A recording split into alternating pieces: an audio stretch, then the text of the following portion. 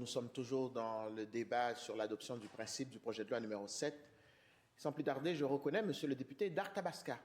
Merci, Monsieur le Président. Au centre d'un exercice comme celui qui est fait dans le projet de loi 7, il y a le citoyen. De quelle façon on peut mieux répondre aux besoins des citoyens? De quelle façon on peut faire œuvre utile de l'argent des contribuables de façon à ce que l'État livre la marchandise le plus efficacement possible?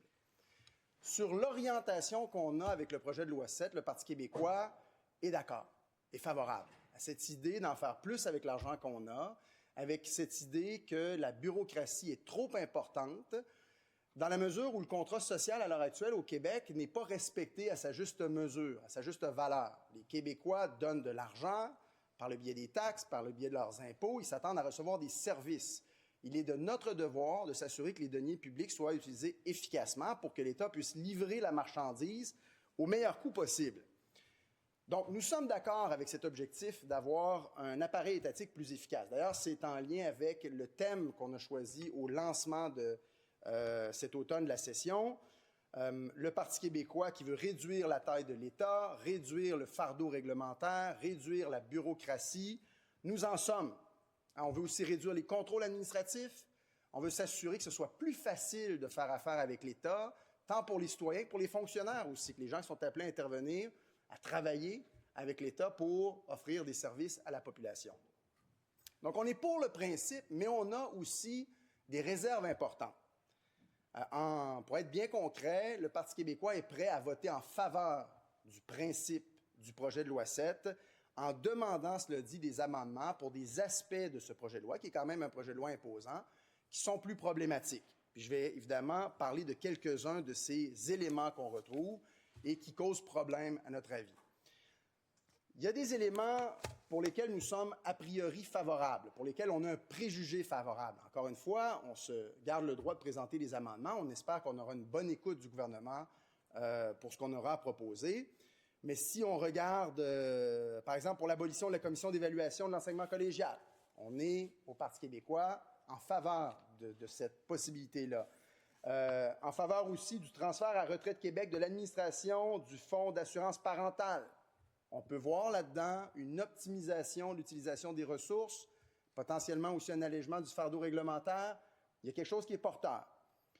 Il y a, pour ce qui est de la fusion des fonds d'aide à l'action communautaire autonome et du Fonds québécois d'initiative sociale en un seul fonds désigné Fonds québécois d'initiative sociale d'action communautaire, contrairement à ce que disait notre collègue, nous, on pense qu'il pourrait y avoir effectivement des économies réalisées là. Ça pourrait rendre le travail de l'État plus efficace, aider aussi les organismes à faire leur travail sur le terrain et donc en donner davantage aux citoyens, aux citoyennes pour leur argent, en quelque part.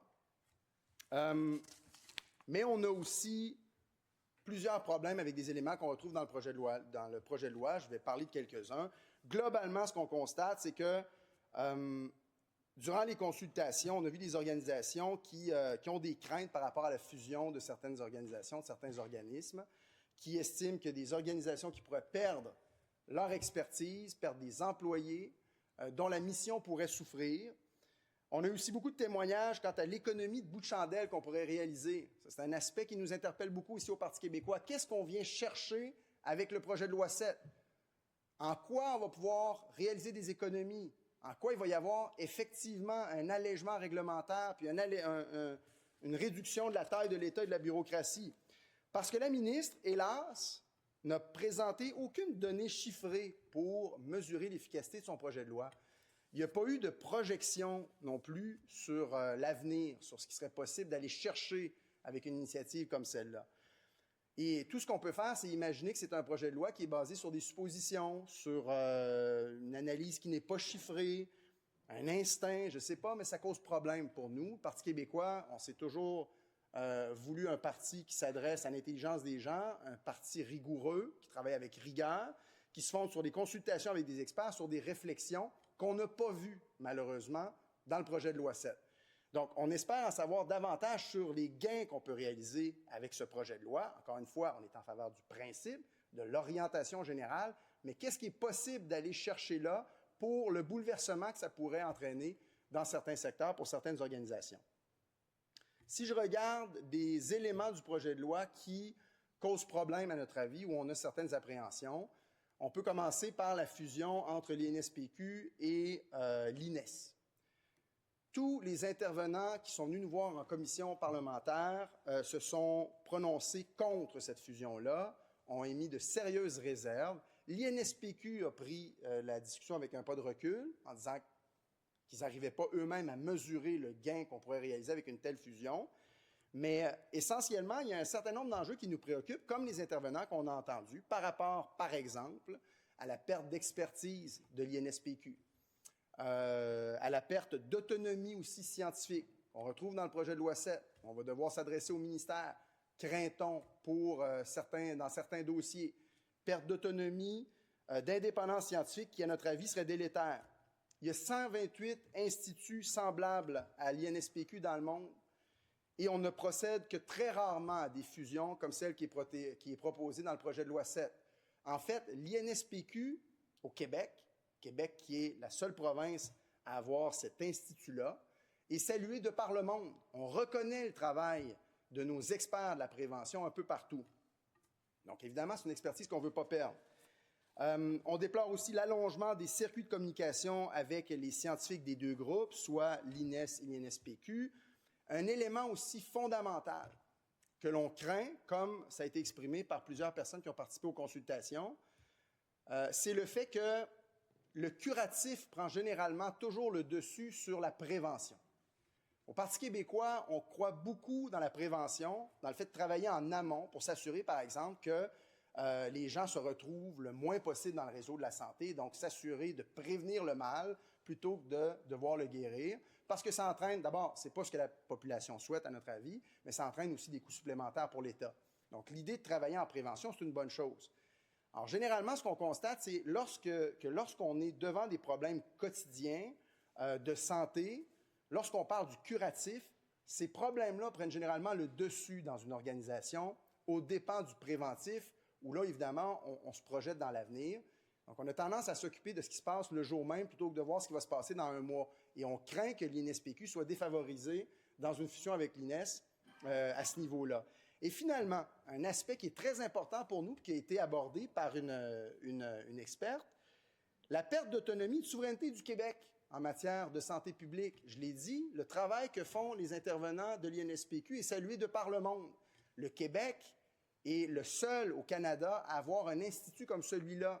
En général, pour les autres provinces, pour les Inuits aussi, les Premières Nations, pour les Forces armées, c'est l'Agence canadienne de santé publique qui prend le relais.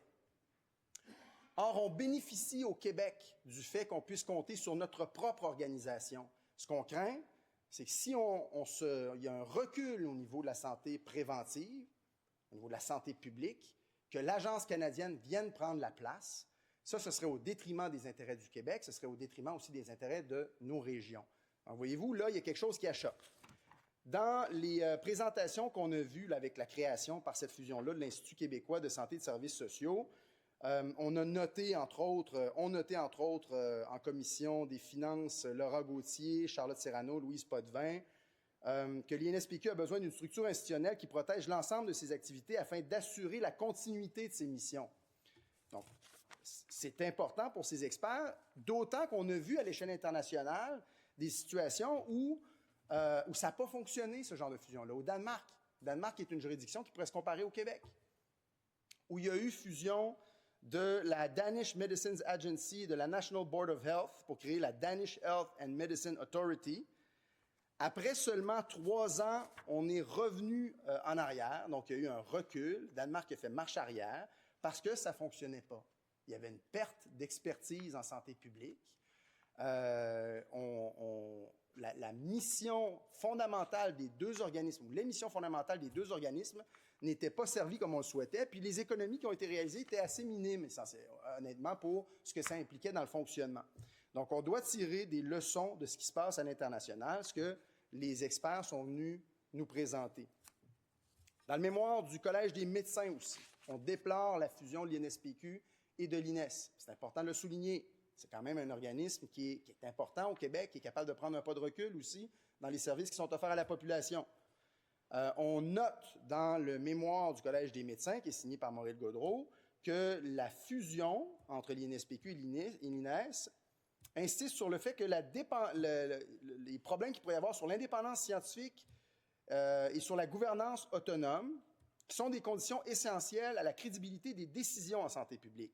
Ce qui fait que le Collège insiste pour que ces principes, et là je cite le mémoire, guident toute réforme afin d'éviter les dérives observées ailleurs dans le monde. Encore une fois, on regarde les témoignages à l'étranger. Donc, pour nous, c'est un aspect qui est problématique.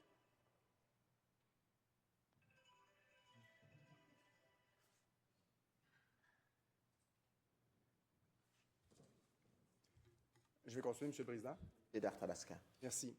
Donc, ça, c'est un aspect qui, à notre avis, est vraiment problématique, la fusion entre l'INSPQ et l'INES. Il y a aussi des enjeux problématiques en matière d'environnement. Et ça a déjà été dit, mais on croit, nous aussi, que c'est très important. Tous les groupes sont venus dénoncer, par exemple, le fait que l'on remplace l'obligation annuelle faite au ministère de l'Environnement et de la lutte au changement climatique de fournir le bilan quantitatif et qualitatif des mesures mises en œuvre relativement à la réduction des émissions de gaz à effet de serre par une obligation quinquennale. Donc, en termes de reddition de comptes, il y a un problème. Qu'on présente comme ça cette reddition de comptes aux 5 ans plutôt qu'à l'année, c'est un problème. D'ailleurs, le vérificateur général est venu aussi aux consultations pour dire que lui, il avait bien l'intention de faire une analyse annuelle. Donc, déjà là, il y a quelque chose qui ne cadre pas. On est curieux de voir aussi de quelle façon le projet de loi vise à renforcer l'imputabilité des hauts fonctionnaires, tout en décidant de réduire l'imputabilité du ministre qui est responsable de la lutte au changement climatique. Puis on croit aussi au Parti québécois que les enjeux environnementaux sont trop importants pour qu'on remette en doute la légitimité des bilans annuels. Donc pour nous, c'est quelque chose qu'on ne peut pas faire, ça. Si on parle de reddition de comptes, on doit quand même se garder des garde-fous, et là, on en élimine un potentiellement. Donc il y a un enjeu ici pour le Parti québécois, et on compte bien l'exprimer durant l'étude détaillée du projet de loi 7. L'autre aspect aussi qui retient beaucoup l'attention, c'est l'utilisation du Fonds d'électrification et de changement climatique, l'utilisation du surplus de ce fonds, qu'on appelait le Fonds vert.